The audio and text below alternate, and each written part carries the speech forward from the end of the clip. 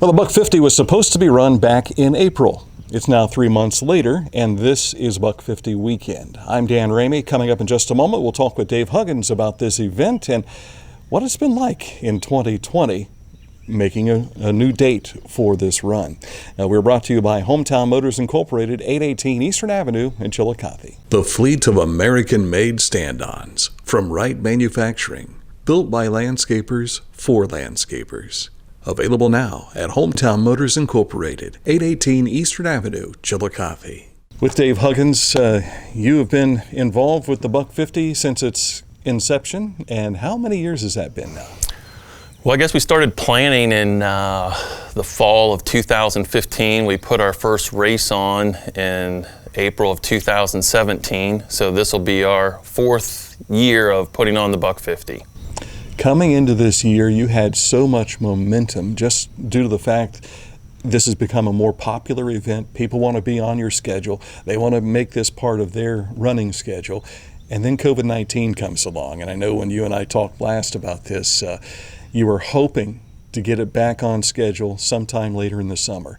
Here you are in the hottest part of the year, ready to go.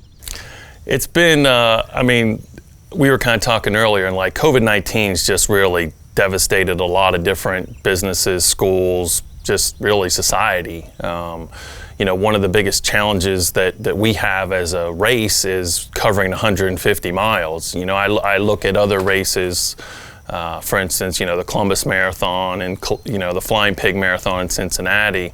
Those races are 26 miles and they'll shove 30, 40,000 people through there. Well, 26 miles is only 17% of the 150-mile course we have. So what we're doing is we're taking 700 people and we're stretching them out over 35 or 40 miles. So there's a big difference between races like that and races like ours. But for us, that's the challenge of trying to organize all the checkpoints and mark a course and just get ready for race day. But it's on us, it's fun. I love race week. Yeah. You have always started at OU Chillicothe and finished there. Got a different circumstance this time. Yeah, I feel like this is the year that we've had more changes and curveballs thrown at us than all the other 3 years combined. And I'm certainly thankful for the team of volunteers and our Buck 50 board members who kind of keep bouncing back. Worked a lot with Dwayne up at OUC, and we had a plan in place. As we got closer to July, it didn't look like that was going to work out for them to be able to host us this year. So Pastor Link at the First Presbyterian Church, one of our board members, pretty quickly jumped on board and said, hey, I'm close to OUC. We have a facility. We're a major sponsor of the race. We'd love to support you. And so we've moved our start-finish line to that location. Very nice. That being said, you've also had to change the course up a bit, too. You won't be going through Great Seal Park this year. Yes, the state of Ohio and the Parks Department pulled all the special activity permits, and although our local Parks District fought for us to keep, the Buck 50 in there, it was kind of a mandate across all events. So once again, we're reshuffling. Waste Management bailed us out over on Chambers Drive. We're going to use that as our checkpoint 12. We actually, in a little bit of a metaphor, got rid of leg 13 this year.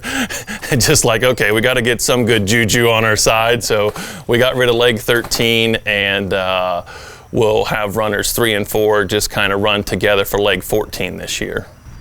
And leg 13, that was the more challenging portion of the schedule, wasn't it? Oh, it was. There was a lot of elevation gain. It was all single track through the trails of Great Seal. I know that's one of the things that our runners love about the race is the challenge that it presents and the difficulty.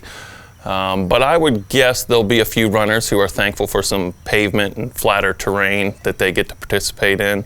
Yeah. Talk about what it's been like to get everybody back on board.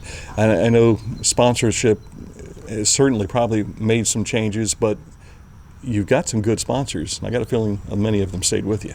Absolutely. I think I guess I'll say the magical combination that we have with the Buck 50 is, 100% of the revenue we make goes to support the Kids and Drug-Free Clubs of America. So, We are very unique in lots of reasons compared to other races. You know, we're stretched out over this 150-mile course. Most races have a philanthropic feel to them, or they're giving money somewhere, but they're giving kind of the proceeds of what they have. The Buck 50 is responsible for these 2,000 kids in the M.A.D.E program with Drug Free Clubs of America. So, I mean, we're flat on the hook for 150 grand a year, no matter how good or how bad the race does revenue-wise. But, you know, between having the runners and the volunteers and all those major sponsors that contribute to us, you know, we're able to put together pretty nice weekend coming up, and we're excited for that. A lot of folks were getting in condition December, January, doing a lot of running for an April event. Then the rug gets pulled out from underneath of you. What's it been like for those teams? Have they all jumped right back on board for a July race? We've lost a lot of them to what we've turned into a virtual experience for them. Part of that is, you know, when we changed the day, you know, in the summer, you know, that was basically due to OUC wasn't available to us in the fall. They're booked up with classes and schedule-wise, so that's why we basically had to choose a late July. But then we start running into family vacations, so some teams, you know, fell apart for that reason, and they ran the race virtually. We do have some teams that are, you know, concerned about COVID-19, so they've ran the race virtually. But we'll still have 60 teams out there on race day, and man, it's almost as much pain as we've all suffered through these changes over the last several months. I feel like our runners and our volunteers might be more excited for this year than they ever have been. And I think it's because it's just a coming together. You know, the runners, they're running for those kids in drug-free clubs. The volunteers, they're supporting the runners because they're coming here to support this community. And, you know, it's kind of, we're here at Walnut Creek Campground. This is checkpoint 15. This is a major transition zone where both teams come together. And Chuck, the owner of this place, who's gracious enough to let us use it, I talked to him a few months ago, and he said, you know, I can't really quite understand your race sometimes because I never get to see it. I mean, we're here in the middle of the night, and Chuck said last year, he goes, I came down at 7 a.m. and thought, I'm going to see those guys this year. And we were packed up and moving around the county at that point. So, you know, we're certainly thankful for these landowners that give us the opportunity to put this race on. But it takes everybody to make the Buck 50 happen. Yeah. Is it too late if you want to volunteer or even to participate?